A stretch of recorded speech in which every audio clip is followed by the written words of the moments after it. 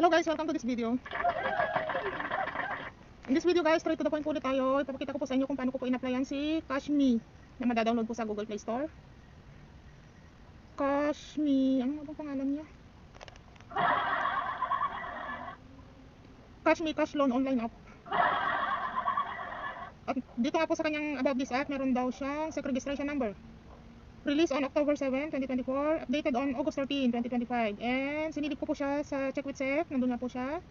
Company name, Hupan Lending Technology Incorporated. Date registered January 23, 2019. So, let's see guys because hindi lahat ng naka-registered is good.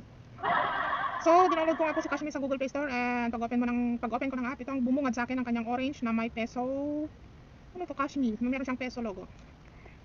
And kailangan mag-agree sa kanyang hinihing permission to access about SMS logs, course, location, camera, device. Yan, kailangan agree yan. And then, itong bubungad sa kanyang front page. Amount 12,000 peso loan now. So, pwedeng i-adjust yan guys. Duration 90 to 360 days, maximum APR 20%. At meron siya ditong mga legalities logo sa kanyang app. Ang problema kung siya ba ay sumusunod sa kanyang maximum APR daw na 20% and 90 to 360 days na ads. So let's see guys. So in-adjust ko po yung 12,000 to 1,000 bago ako nag-proceed sa loan now. And dito kailangan mo nang mag-enter ng phone number guys. Wait na sa OTP. Again guys, para sa mga baguhan po sa Ola lahat po ng kaya kong ibigay na advice and tips nasa video description na po. It's just friendly advice and tips lang po ha. I'm not an expert po. And ang nagpadala ng OTP ay si Cashme PH. Then SMS permission agree. And then congrats, registered successfully, reward 20 withdrawable coins. Allow Cashme to send and view SMS messages. Allow lang guys. Yan. So binalik niya ako sa front page. And in-adjust ko ulit sa 1,000. Loan now ulit.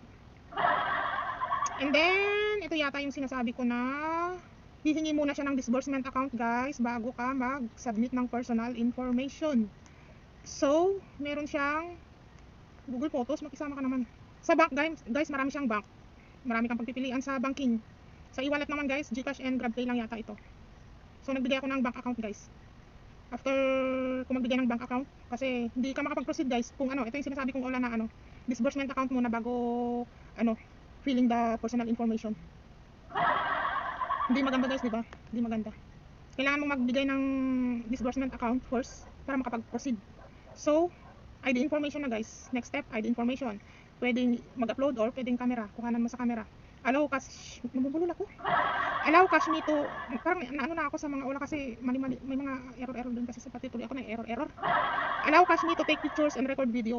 Allow. And then, ang ginamit ko dito guys is postal ID. Asan na yung mga ID na kailangan niya? Ay, patay na. Hindi ko na-screenshot yung mga ID na naman na kailangan niya. Wait guys ito ang ID na pwede sa kanya guys. UMID, GSIS ID, SSS, PRC ID, passport, PhilHealth, driver's license, pag-ibig, voters ID, national ID. PhilHealth. Yung postal ko, pinalitan ko ng PhilHealth kasi may PhilHealth siya guys so nag-PhilHealth ulit ako. Dahil may PhilHealth siya, ina-accept naman na nila yung PhilHealth ko guys na nilagyan ko ng picture. So, PhilHealth. And then, pagkatapos mong picturean yung ID mo guys, kumusta naman yung niya? Yes. So, parang i-double check mo na lang guys kasi nagkabaliktad yata yung middle name tsaka surname. So, in-edit ko na lang. Double check nyo na lang guys. And then yan, input basic na lang guys, input your ID information. And then, next, educational level, marital status, number of children. Ano to? Number of offspring? Ngayon ko lang narinig to, number of offspring. So, my children. Home address, email address, reason for loan. Then next, reason for loan. Kukulit talaga ni Google Photos. Pasensya na kayo guys, natatagalan ako dahil kay Google Photos. Ayun na nga guys, answeran mo lang yung mga yon. And then, detailed address. Basic lang guys, basic na basic. Okay, syempre kailangan nating i-discuss ng mabuti para sa mga baguhan pa po sa online lending apps, no? So, yung sa mga iba nating viewers, pasensya na po kayo kailangan talaga nating himay-himayin para sa mga baguhan pa po sa online lending apps. Dahil para naman talaga, ang mga content ko naman po talaga is para sa mga baguhan pa po sa online lending apps. Ano po? sa mga sanay na po sa OLA, kung may complaint po kayo sa mga videos ko po is ipaubayan na natin to sa mga baguhan pa po sa mga OLA, okay? And then educational level, marital status, number of offspring, yun na nga napilapan ko na. And then pagkatapos ko ma-fill upan yon, pasensya na, Google Photos, what are you doing? Pinapahirapan mo ako. So meron din siyang, humingi rin siya guys ng Facebook username. So madali lang pang Facebook username guys. Facebook.com pwede na yan, at Facebook pwede na yan. And then humingi siya ng 3 reference guys, dalawang relative, isang colleague or friend. So diskartehan nyo na yan guys, okay? Dapat sa mga baguhan pa po sa OLA, dapat po nakasubaybay kayo sa lahat ng videos ko, kasi sa mga previous videos ko po is marami na po akong mga nabitawang friendly advice and friendly tips po, no? Ayoko lang po ng paulit-ulit tayo para hindi naman nauumay po yung iba dyan. So monthly income, occupation, para sa mga nauumay naman po, pagpasensyahan nyo na dahil sinisikap kong linawin hanggat kaya ko ilinawin sana kung ano tong mga kino-content ko para to, kasi sa mga baguhan pa po sa mga online lending app, sa mga wala pa pong kamuang-muang sa mga online lending app. So ano to, monthly income. So may pagpipilian ka guys kung magkano ba ang monthly income mo. Yung mga answer sa mga question nyo guys is may mga ready-made ng answer, so pipili ka na lang ng mga answer mo guys. Pag nagkamali ka naman, pwede ka naman bumalik at i-edit. Company name, hindi naman talaga kailangan company, as in company, pwede po yung pangalan ng tindahan nyo kung self-employed po kayo. And after that, after na maibigay ko yung monthly income, occupation, tsaka yung company name guys, is ito na, 60 seconds AI processing guys, AI processing. And approve ako sa 2,000 pesos guys. Meron siyang, ito lang ang no other option guys, 7 days to 121 days lang guys. Hindi mo maklik yung hindi maklik yung 14 days and 28 days, hindi yan maklik. So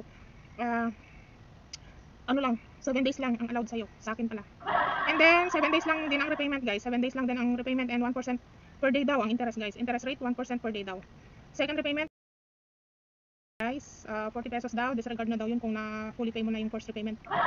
Oh my god, sa first repayment guys, 7 days lang, ang ibabalik is 2,140. Ang matatanggap mo sa 2,000 is 1,000. Ako pala, halimbawa guys, ang matatanggap ko sa 2,000 is 1,320 pesos. So, pag pinindot mo itong arrow na to guys, dito mo makikita yung mga loan details. So ito, bakit naging 1,320 na lang yung matatanggap ko? It's because service fee 400 peso po yun. Ang mababawas mo sa 2,000 pesos is 400 pesos service fee, management fee 200 pesos, transfer fee 80 pesos. And meron din siya just in case na overdue penalty interest, overdue repayment penalty 40 pesos, overdue interest 20 pesos per day. Yun. So recap natin guys, na-approve ako sa 2,000 pesos, halimbawang jujutangin ko siya guys, ang matatanggap ko na lang is 1,320. Yes, ang ibabalik ko guys is 2,140 pesos in 7 days, 1% per day daw yan. So syempre guys, no choice na ako, sa umpisa pa lang is humingi na siya ng disbursement account, so hayaan mo na. Naibigay ko na ang disbursement account, pero hindi ako papatol sa ganito guys. 7 days, approve ako sa 2,000 pesos, ang matatanggap ko is 1,320 pesos, and ang ibabalik ko is 2,140 po. So, siguro naman guys, na-discuss ko to ng malinaw na, no? Ipapakita ko na lang po yung mga screenshot dyan para mas maintindihan nyo po. Ayan po sino nga ba ito? Ito po si Cashme Cash Loan Online App na madadownload po sa Google Play Store. I-review nyo mabuti ang kanilang loan terms guys bago kayo magdesisyon kung ipo-proceed nyo ba. Huwag kayong pindot ng proceed guys or submit, kasi pag once na sinubmit nyo guys, i-disburse na nila yan sa inyong disbursement account. So, ingat-ingat po, okay? Dahan-dahan po sa pagpipindot. See you on my next videos guys.